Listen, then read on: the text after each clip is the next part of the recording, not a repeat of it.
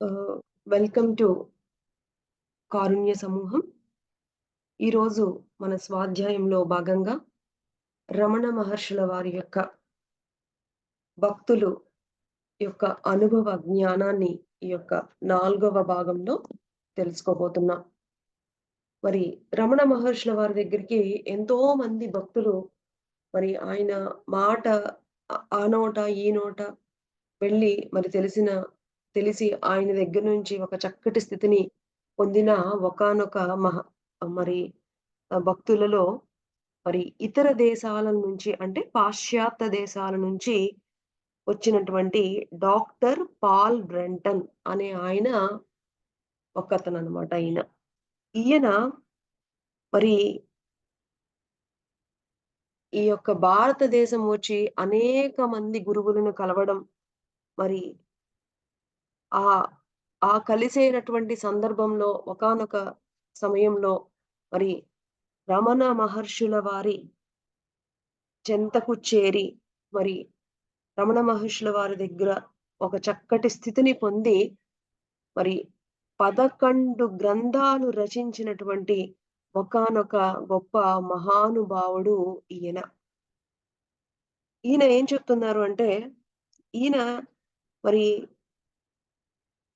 ఈ 11 గ్రంథాలు రచించిన ఈయన అంటే చూడండి, ఒకానొక దేశం నుంచి వచ్చి, అమెరికా నుంచి వచ్చి రమణ మహర్షుల వారిని కలిసిన తర్వాత 11 గ్రంథాలు రచించి, మరి ఆహ్, ఆహ్, ఇ అమెరికాలో కూడా ఈ యొక్క ఆధ్యాత్మిక జ్యోతిని వెలిగించినటువంటి ఒక గొప్ప మహానుభావుడు ఈ డాక్టర్ పాల్ బ్రంటన్ గారు.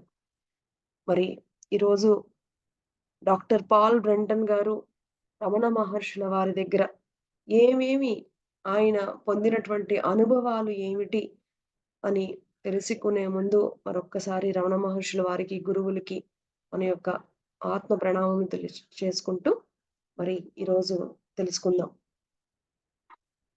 ఈ డాక్టర్ పాల్ బ్రంటన్ గారి యొక్క ఎలా ఉండేవారంటేనట, ఎన్నో ఆహ్, దురభి అభిప్రాయాలు ఉండేవట.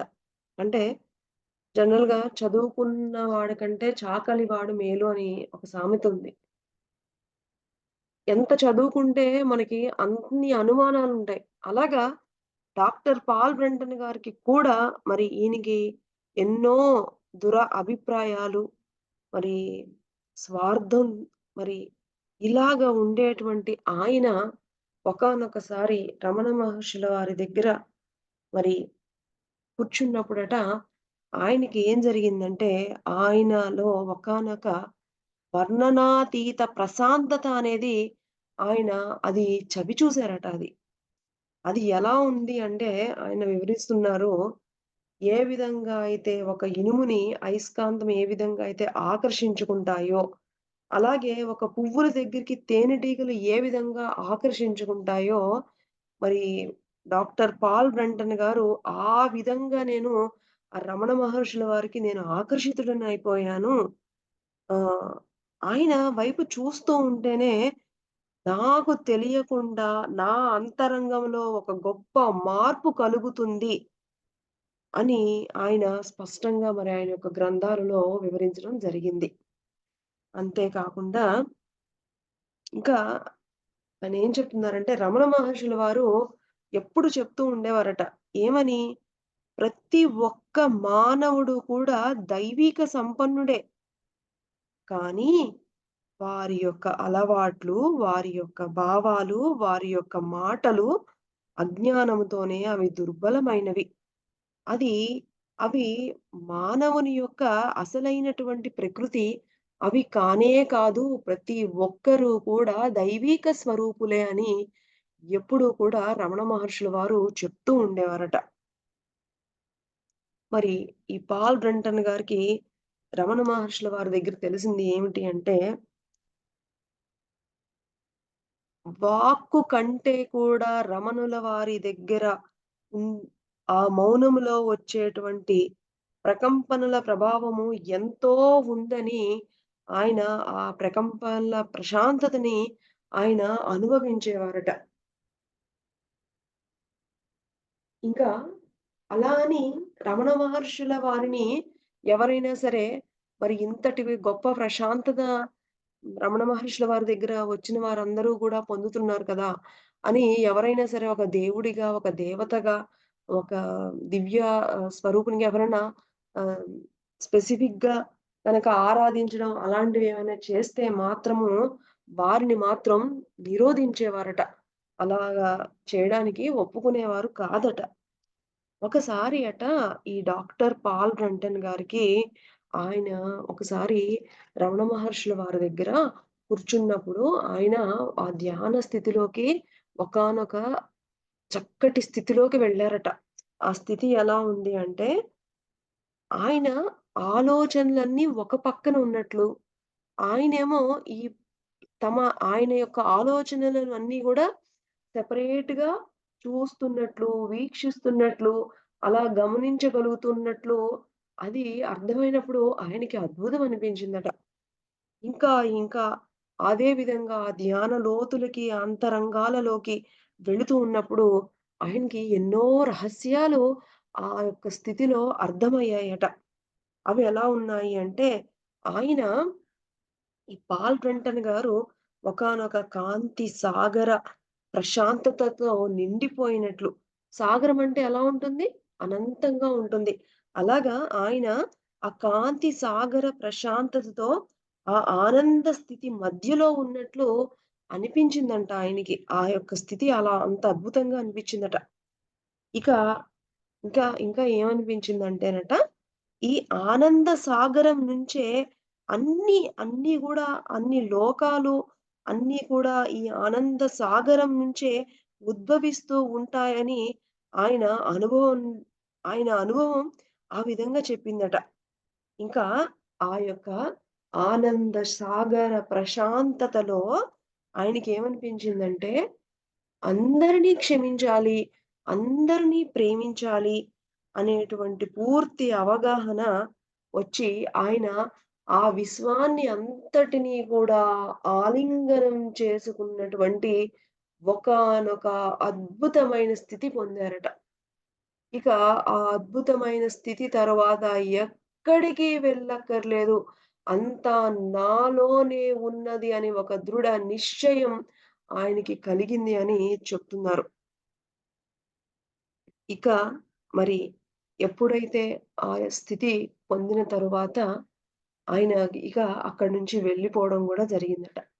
వెళ్ళి ఆయన పొందినటువంటి ఈ యొక్క స్థితిని మరి ఆ పాశ్చాత్య దేశాలకి గూడా మరి ఆ యొక్క జ్ఞానాన్ని ఆ యొక్క రమణ మహర్షుల వారి జ్యోతిని ఆ దేశాలకు కూడా నేను వెలిగించినటువంటి ఒకానొక బంటును మాత్రమే అంతా కూడా ఆ రమణ మహర్షుల వారి యొక్క స్థితిలోనే నేను ఇదంతా గూడా నా యొక్క ఆధ్యాత్మిక దారిలో ఆ యొక్క స్థితి నాకు ఒక చక్కటి స్థితిని నాకు ఆ మార్గంలో నాకు ఎంతో సహాయం చేశారు రమణ మహర్షుల వారు అని డాక్టర్ పాల్ బ్రంటన్ గారు ఎంతో అద్భుతంగా చెప్తున్నారు.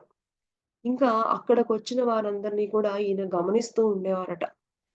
ఒక మరి గమనించినప్పుడు ఆయనకి ఒకానొక అతనట ఎంతో వ్యధతో, ఎంతో బాధతో, ఎంతో గందరగోళంతో వచ్చాడట ఒకసారి రమణ మహర్షుల వారి దగ్గర. ఏమీ మాట్లాడలేదట. ఏమీ చెప్పలేదట.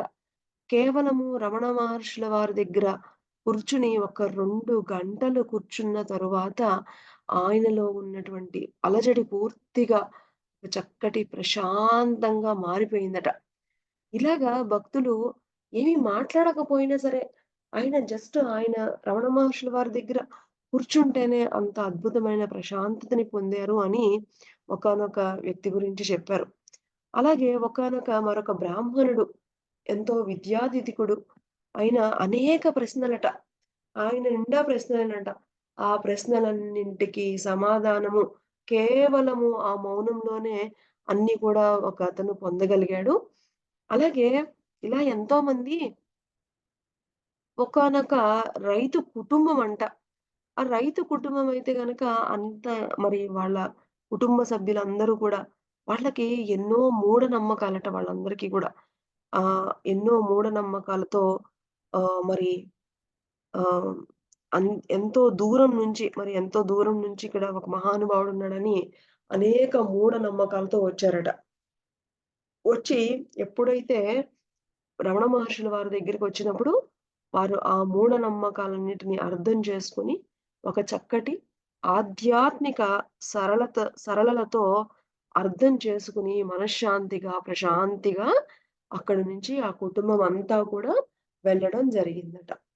అలాగే మరి ఒకానొక సారట ఒక ఒక దుష్టుడు అంటే ఎవరైతే చెడు పనులు చేస్తారో వాళ్ళని దుష్ట కర్మలు చేసే వారందరిని దుష్టులు అంటాం కదా! అలాగా ఒకానొక దుష్టుడు చనిపోయాడట. ఎప్పుడైతే ఆ దుష్టుడు చనిపోయిన తర్వాత అక్కడ హాల్‌లో ఉన్న వారికి ఆ వార్త తెలిసిన వెంటనే అందరూ కూడా ఆ దుష్టుడు చేసేటువంటి కర్మల గురించి, పనుల గురించి, అన్నిటిని గురించి మాట్లాడుతూ ఉన్నారట. ఆ హాల్‌లో అందరూ గూడా. ఇది సహజం గదా! మనకెవరైనా మరి మనకి కబుర్లు చెప్పుకోవడం అంటే మనందరికీ చాలా ఇష్టం కదా!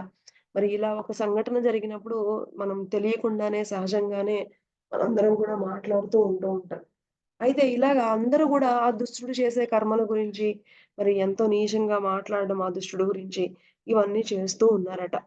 అయితే అవన్నీ విన్నటువంటి రమణ మహర్షుల వారన్నారట, ఆ దుష్టుడు రోజుకి 2, 3 సార్లు కూడా స్నానం చేసి ఎంతో శుభ్రంగా ఉండేవాడు అని అన్నారట. అంటే ప్రతి ఒక్కరి ఎలాంటి దుష్టుడైనా సరే వారిలో మంచిని చూడడమే మహానుభావుల యొక్క లక్షణం అన్నమాట. సో, మరి ఆ విధంగా ఆ దుష్టుడిలో ఉన్నటువంటి గొప్పతనాన్ని రమణ మహర్షుల వారు అప్పుడు ఈ విధంగా చెప్పడం గూడా అంటే ప్రతి ఒక్కరిలో కూడా మంచిని చూసేటువంటి చక్కటి హృదయం కలవారు మన రమణ మహర్షుల వారు అని ఇక్కడ మనం అర్థం చేసుకోవచ్చు. అలాగే మరి ఎప్పుడో ఇంకా రమణ మహర్షుల వారు అంటేనే మౌనము. ఆ మౌనములోనే ప్రతి ఒక్కరికి ఆ యొక్క ఆహ్, ప్రకంపనల ద్వారానే అత్యున్నతమైనటువంటి ప్రశాంతతని తమ దగ్గరికి వచ్చినటువంటి భక్తులందరూ గూడా ఆస్వాదించేవారు. అయితే ఎప్పుడన్నా ఒక్కసారి మాత్రం మాట్లాడేవారట రమణ మహర్షుల వారు. ఆ మాట్లాడినప్పుడు ఆయన కంఠం ఎలా ఉండేదంటే అతి మధురంగా ఉండేదట. ఎంతో చక్కగా ఉండేదట. ఆ మాటలు గూడా ఏమైతే మాట్లాడేవారట, భగవంతుని గురించి, రహస్యం గురించి చెప్పడానికి, లేకపోతే గనక మానవుని మనస్సు ఏ విధంగా ఉంటుంది అని చెప్పడానికి మాత్రమే మాట్లాడేవారట. ఆ మాట్లాడేటప్పుడు ఎప్పుడో, ఎప్పుడో పలికిన మరి ఆ పలుకులకి ప్రతి ఒక్కరు కూడా ఆ మధురమైనటువంటి ఆ గొంతుతో అందరూ కూడా వచ్చిన వాళ్ళందరూ గూడా ముగ్ధులైపోయేవారట. అని డాక్టర్ పాల్ బ్రంటన్ గారు ఆయన రాసినటువంటి గ్రంథాల్లో ఈ విధంగా చెప్పడం జరిగింది. ఇంకా ఏమని చెప్తున్నారంటే పాల్ బ్రంటన్ గారు అసలు ఎదుటి వారిని అర్థం చేసుకోవాలి. అర్థం చేసుకునేటువంటి దానిలో రమణ మహర్షుల వారి కంటే మించిన వారు మరొకరు లేరు అని చెప్తున్నారు. అంటే రమణ మహర్షుల వారు ఎదుటి వారిని ఎంతో చక్కగా అవగాహన చేసుకునేవారట. ఎంతో ఆయన అర్థం చేసుకున్నట్లుగా అసలు ఎవ్వరు గూడా అర్థం చేసుకునేటువంటి స్థితి ఉండేది కాదట. అంత అద్భుతంగా ఎదుటి వారిని అర్థం చేసుకొని, వారికి అనుగుణంగా ఉండేవారట. ఆ! ఇంకా ఏమనేవారంటే, రమణ మహర్షుల వారు గురించి ఏమని చెప్తున్నారంటే, మనిషి పడేటువంటి కష్టము అది ఎటువైపు తీసుకెళ్తుందని సృష్టికర్త వైపే వారిని నడిపిస్తుంది. అంటే చూడండి, మనము కష్టపడుతూ పనులు చేసుకుంటూ ఉంటే, అవే మనల్ని ఆ యొక్క భగవంతుని వైపు మనల్ని తీసుకువెళ్తాయి అని ఎప్పుడు కూడా చెప్తూ ఉండేవారు.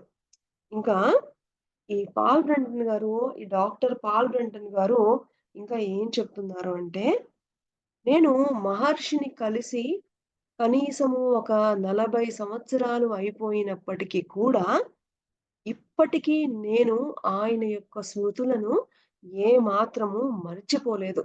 ఇప్పటికీ కూడా రమణ మహర్షుల వారితో కలిసి ఉన్నటువంటి స్మృతులు నాకు ఇంకా అదే విధంగా ఉన్నాయి.